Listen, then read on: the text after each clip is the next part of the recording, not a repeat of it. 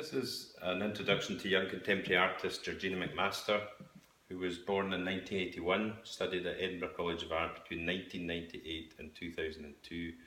She is a figurative narrative artist influenced by the figurative narrative revolution that occurred in the early to mid 1980s. The New Glasgow boys, who we know, you might know names, Peter House and Ken Curry, Stephen Campbell, Adrian Wisniewski, who were a group of students influenced by their tutor at Glasgow School of Art, Sandy Moffat, who rebelled against prevailing teaching styles of landscape, impressionist, expressionist and semi-abstract. What he encouraged them to do was to look out to the world, come up and look at modernising their concepts. So the students of the sort of 1990s would have been greatly influenced by this group and the success of this group, as Georgina was. But there was also convergence because Georgina, as a young girl, she was brought up with 4 cats, a dog and 3 horses, she and her sisters. And she very much saw the animals as friends.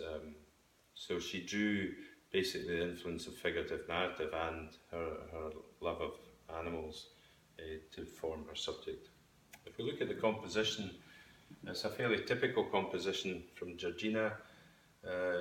Let's look at some of the devices. Obviously it's a portrait, in this case of an animal. As a background, very often she leaves raw linen or indeed white, and the purpose of that is that your prominent focus is on the subject and there's no distractions, so that you're looking at the animal and you're not distracted by a desire to create any scenery around it. Where she was initially interested in linearity and movement with animals, she then became more interested in bringing out the personality and concentrating on texture and making the animal look more friendly. Within the composition, she also borrows a technique from Jenny Saville, the Glasgow artist who graduated Glasgow School of Art early 90s, in creating more detail in the eye, so that when the viewer looks at the subject, as you look at the detail within the eye and engage with it, you get a sense of the animal's soul, and indeed that this animal has emotions. So the device makes you feel closer to the animal.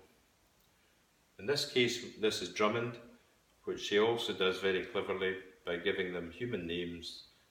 They develop human attributes and names that make you smile. What's she trying to say to us? Well, she wants you to be aware of animals and wildlife. She wants us not to take them for granted. They are a very important part of our natural environment. They're a very important part of our whole ecosystem. If you spend time with your pets, with animals, they give a lot back, and she wants you to admire their friendly qualities, their proximate qualities, and think of them as humans. And many of our customers do when they're known to talk regularly to their Georgina McMaster animal painting.